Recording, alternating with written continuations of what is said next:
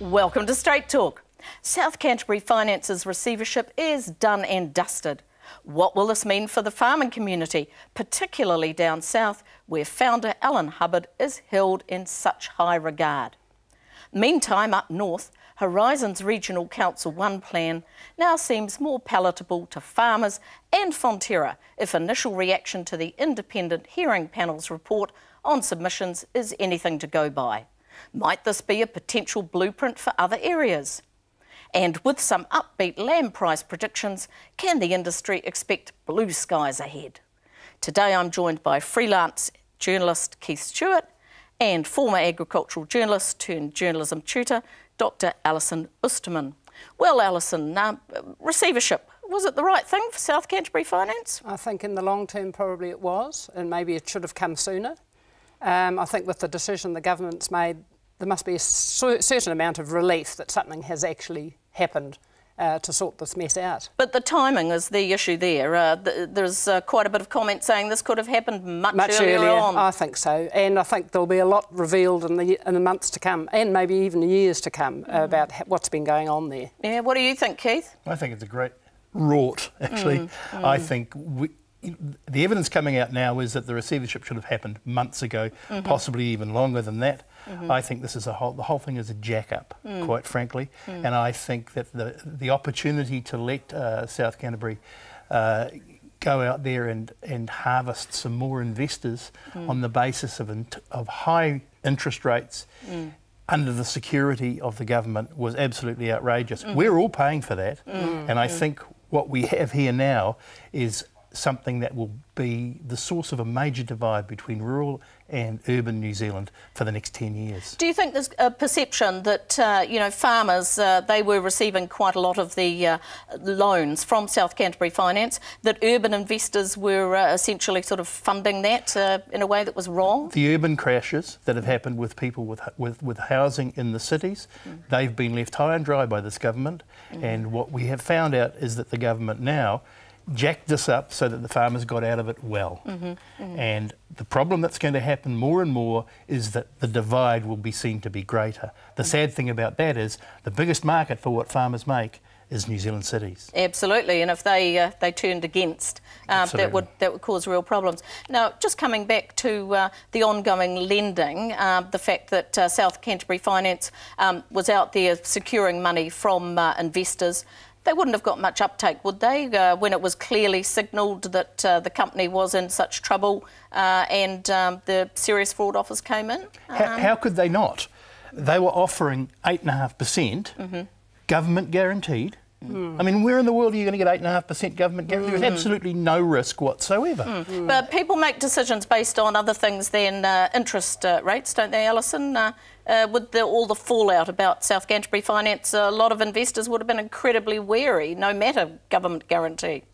Well, it doesn't sound like it, does it? I mean, I think that's the big issue, isn't it? But they got the guarantee, and therefore they let fly. It'll be interesting to see just how many loans were actually lent after that particular time. What percentage? That will be very interesting. And the problem for me is, I mean, if I'd had $10,000, and I've never had $10,000 in my life, I would have put it in straight away. A government guarantee, 8.5%. Yeah, exactly. That's ridiculous.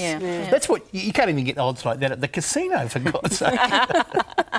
What sort of job do you think Sandy Meyer did as the chief executive, just trying to rescue what was obviously a pretty bad situation he inherited? Oh, I think what he's done is superficially what he should have done. He's trying to get some money in on the basis of his investors. But you'd also have to step back and say, just a minute, this is a company that under Sandy Meyer has been making loans for developments in Fiji recently.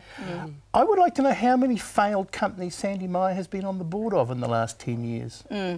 There's a few. What do you think, Alison? I mean, his hands were tied up to an extent, weren't they? Just trying to sort out what was actually happening within the company once he got into that position. Well, maybe he should have revealed more quickly what was going on. I mean, it's been dragged out rather, hasn't it? Over the last... he did have some responsibilities in terms of other companies that were looking potentially at buying out South Canterbury Finance, or taking over some of the loans. He said he couldn't disclose because of that. Does that wash, Keith? Yes, I mean, banking is like playing poker. You know, you've got to keep a straight face, and there's a lot down to the last card you play, and there was always a chance that somebody would come on board, and which is why he must have been very happy to get the government guarantee so he could go out and harvest some more money. The problem that I have with all of this is it seems like there's one rule for provincial New Zealand and one rule for urban New Zealand, and it really does stink. What about the situation with Alan Hubbard now, Alison? Still seems to be quite a lot of support from down in South Canterbury. It'll be very difficult, I think. As I said, something is more to come out, I'm sure. Yes, it's... What role should he be playing from now on, Keith? Just keeping completely out of things? That's hard to know. You know, I really don't understand why they moved on Hubbard when they did. The big issue was South Canterbury Finance. It was from the beginning. I have a sneaking feeling they moved on him to make sure that money was going into South Canterbury Finance, not to support what he was doing. Moving elsewhere. I think there is a real serious investigation that needs to go on here by somebody who understands the nature of this sort of banking, to find out exactly what games were being played. Remember that the present Prime Minister has been involved in this sort of banking most of his career. He knows exactly how to play these markets. I smell a very big fish, and it's been dead for a while. Yeah, the investment area that they moved into was property, yes, wasn't it? And I think that's what's hung them. Yes, by the sound of exactly things. as with other finance companies. Now, moving on to Horizons One Plan. An outbreak of peace, it appears.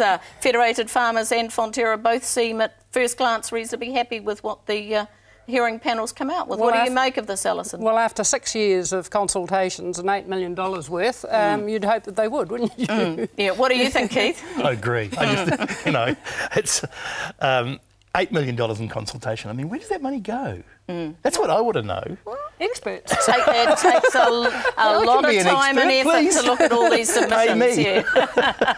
But isn't that a small price to pay if you get an agreement that is workable, that carries on into the future and potentially might be able to use as a blueprint? Used as a blueprint, yeah. Do you think that is likely, Alison, that it could be? Well, I think it'll be very interesting with this talk that maybe the regional councils might nationalise or, you know, become one. As you'd hope that they're not going to spend $8 million for 12 different regional councils. So I bet on it. But the real issue here is, there are two, hill country erosion and the more important issue, I guess, in terms of a lot of the general public concern, intensification of farming and water quality. Are these issues going to be sorted more in this sort of consultative way, Keith, do you think? People have got too much vested interest. The fundamental business of New Zealand is still real estate. We still don't have an agricultural sector that's actually interested in farming for the long term and making a profit. It's all about when can I flick it off and what's going to be tied up and how much money will I get back for it. And so it's more to do with a sale in 20 years' time, perhaps, than it is about productivity and the long-term viability of the land. But, Alison, dairy farmers in particular, they're very aware that they have to maintain certain standards, the consent process, they have to make sure that they're complying with that. They know that the general public, if they're not very happy with what they're doing on their farms, they're going to get a pretty tough ride from their local authorities, aren't they?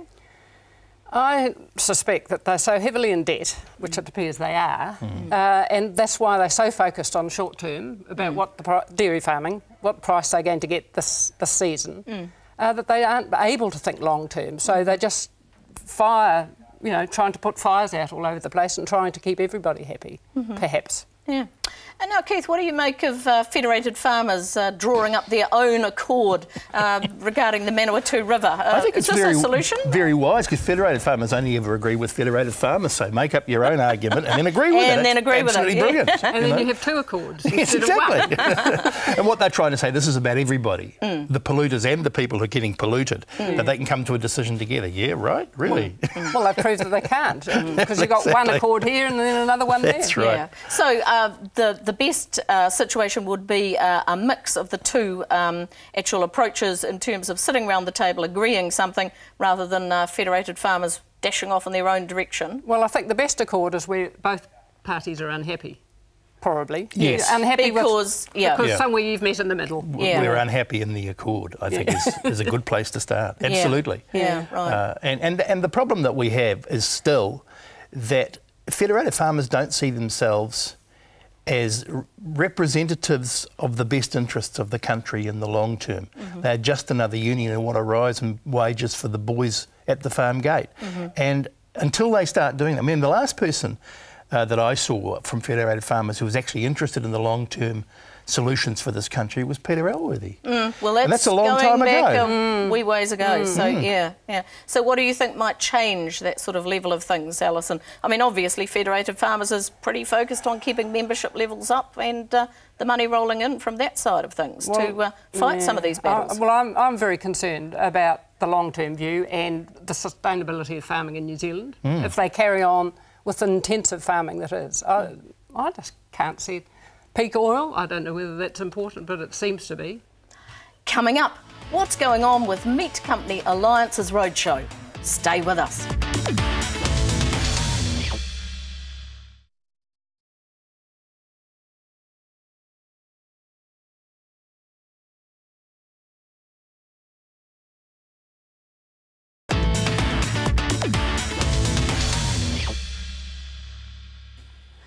Welcome back to Straight Talk.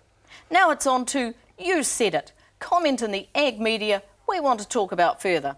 Well, Keith, Fonterra's kept its price prediction at the level it set earlier in the season, but farmers out there still seem pretty nervous. And there are director elections coming up. Should the directors be nervous? I think every single dairy farmer in the country should be nervous. What has happened is we've seen a transformation of dairying into the new form of emu farming or goats or whatever it was in the past. Speculative, you mean? Absolutely speculative. They're investing large amounts of money on the hope that we will keep getting high prices for dairying, on the basis that the Chinese are going to keep drinking milk.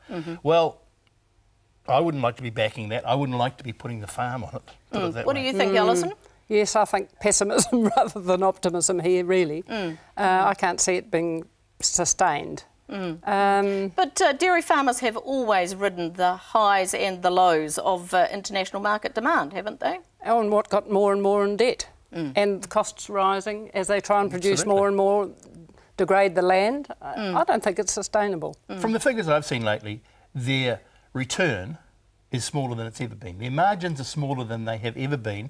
Their loans are higher than they've ever been. They've got more invested, yes. You know, this is a scary situation to be in. And if that is the corner of our export effort, you don't have to be a farmer to be worried. No, I think the rest of the country should be worried too. Well, moving on to positive news coming out of the red meat area, Alison.